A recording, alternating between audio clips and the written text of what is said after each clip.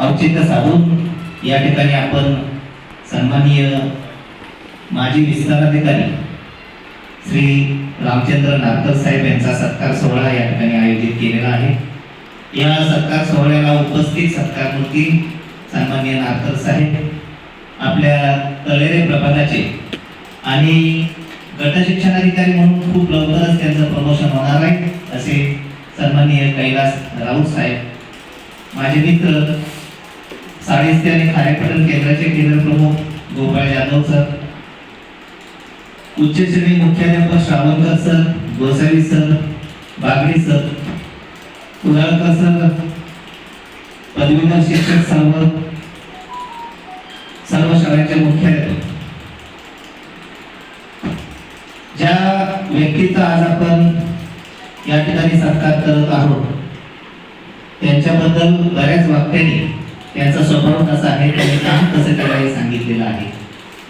जेव्हा त्यांचं प्रमोशन झालं आणि मला समजलं रामचंद्र नारकर हे तळेरे प्रभागात येणार आहे, मी मागताना मी त्याला ओळखत नव्हतो।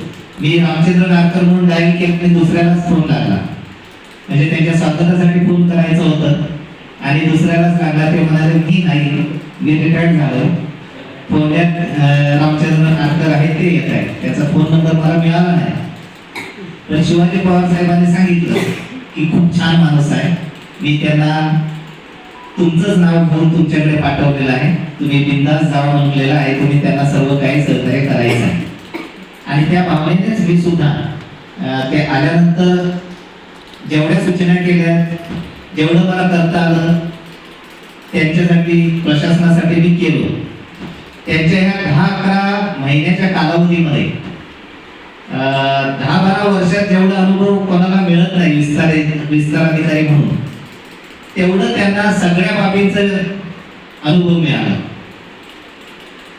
म्हणजे सांगायचं झालं तर त्यांच्याकडे गाडी नसताना त्यांना शाळांना भेटी द्यायची होती, पण जवळपास 7-8 महिन्यातच त्यांनी 1-2 शाळा सोडली, तर तळेरे प्रभागातील सगळ्या शाळांना त्यांनी व्हिजिट दिलं होतं। आणि मला म्हणाले फक्त 1-2 शाळा राहिलेल्या आहेत, तर त्या 2 शाळांना त्यांना शेवटपर्यंत जाता आलं नाही, कारण प्रशासनात एवढी कामं येतात, नवीन रोज दिवस उगवला की नवीन काहीतरी काम येतं आणि त्या कामात आपल्याला व्हिजिट सुद्धा करता येत नाही, तरी सुद्धा त्यांनी एवढ्या शाळांना व्हिजिट केलं।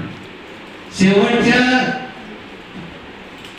आयुष्याच्या सर्व्हिसच्या शेवटच्या वर्षात आल्यानंतर प्रशासनाचं काम म्हणजे डिजिटल होतं, अनेक लिंक भरायचे होते, वेबसाईट वरती जायचं होतं, या सगळ्या गोष्टींवर त्यांनी मात करून स्वतः ते डिजिटल सगळं शिकले। जेवढे लिंक असायचे ते स्वतः ऑफिस मध्ये बसून ते भरायचे, कुठल्याही शिक्षकाला सांगितलं नाही की माझी ही लिंक भर। हे त्यांचं मला खूप कौतुक करावं असं वाटतं, कारण शेवटच्या टप्प्यात आपण डिजिटल कडे जातो, ते आत्मसात करतो आणि प्रशासनाला पुढे नेतो। त्यानंतर त्यांना आल्या चौकशीला सुद्धा उभं राहावं लागतं, स्वतःच्या नाही दुसऱ्याची चौकशी करायची। हा प्रसंग त्यांच्यासाठी खूप मोठं होतं, पण तरी सुद्धा चौकशी कशी करावी, काय करावं, त्याचा अहवाल कसं लिहावं, जवळपास एके दिवशी एका प्रकरणासाठी रात्री 9 वाजेपर्यंत ऑफिस मध्ये थांबून त्यांनी संपूर्ण अहवाल लिहिला। इकडून तिकडून बऱ्याच लोकप्रतिनिधींचा दबाव होता, अधिकाऱ्यांचा दबाव होता, तरी सुद्धा रात्री 9 पर्यंत त्यांनी अहवाल लिहून जिल्ह्याला पाठवला। म्हणजे असे